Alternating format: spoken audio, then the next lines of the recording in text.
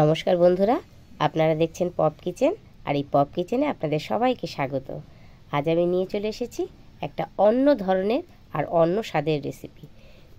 দেখতে পাচ্ছেন চিংড়ি মাছের মাথা। এই মাথার ভিতরে কিন্তু একটা ময়লার থলি থাকে। আমি সেই থলিটাকে বের করে নিয়েছি।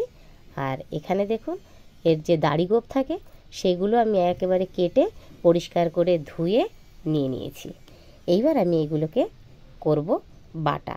এই বাটাটা খেতে দারুণ স্বাদ, আর গরম ভাতে আর প্রথম ভাতের সঙ্গে যদি এই বাটা দিয়ে ভাত খাওয়া যায় তাহলে একদম জমে যাবে।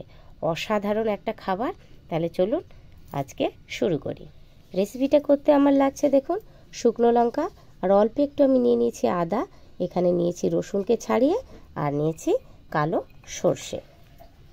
কড়াই চাপিয়ে দিয়েছি, আর কড়াইয়ে আমি দিয়ে দিচ্ছি সর্ষের তেল। প্রথমে আমি শুকনো লঙ্কা আর রসুনকে তেলে ভেজে নেব।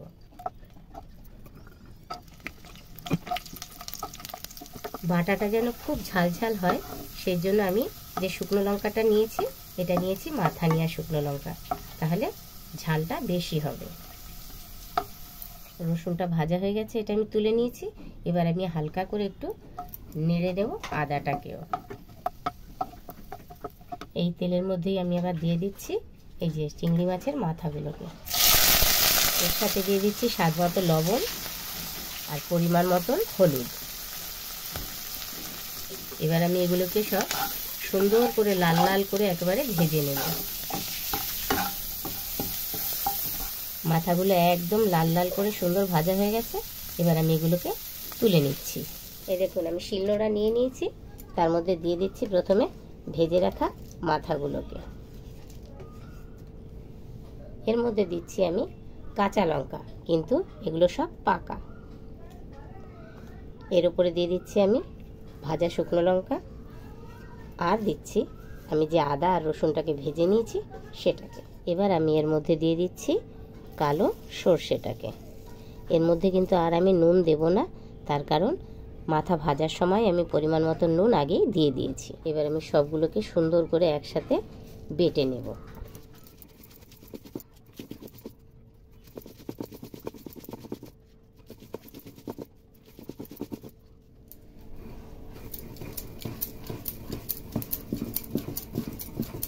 বাটাটা একদম মিহি করে বাটতে হবে, তাহলে টেস্ট আরো বেশি হবে।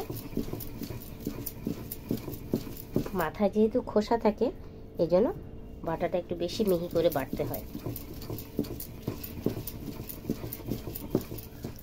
মাথাটাকে একদম সুন্দর করে মিহি করে বেটে নিয়েছি। এবার আমি এটাকে একটা পাত্রে তুলে নেব। বন্ধুরা, আপনারা যারা একটু বড় ধরনের চিংড়ি মাছ নিয়ে আসবেন তারা অনেক সময় কাটার সময় ভাবেন যে খোসা টোসা ফেলা হয়ে গেল আর মাছটা একটুখানি হয়ে গেল, তখন তারা না মাথাগুলো ফেলে দিয়ে এইভাবে একটা সুন্দর টেস্টি রেসিপি তৈরি করে খেতে পারেন। এক হিসাবে ধরতে গেলে একটা ওয়েস্টেজ জিনিস দিয়ে একটা টেস্টি খাবার এটা। যারা আপনাদের মূল্যবান সময় নষ্ট করে আমার রেসিপিটা দেখলেন তাদের অসংখ্য ধন্যবাদ। যারা আমার চ্যানেলে নতুন তারা সাবস্ক্রাইব করে আমার সঙ্গে থাকবেন। আপনাদের সহযোগিতাই হচ্ছে আমার অনুপ্রেরণা। এই দেখুন আমি এবার একটা অন্য পাত্রে নিয়ে নিয়েছি। এবার উপর থেকে দিয়ে দেব একটু কাঁচা সর্ষের তেল। তেলটাকে আমি উপর থেকে দিয়ে দিলাম। রেসিপিটা আপনাদের কেমন লাগলো বন্ধুরা অবশ্যই কমেন্ট করে জানাবেন।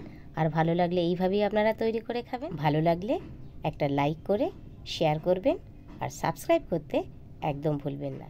একবার তাহলে আমি আপনাদের খেয়েই দেখাই জিনিসটা কেমন হয়েছে। দারুণ দারুণ দারুণ টেস্ট, দারুণ টেস্ট।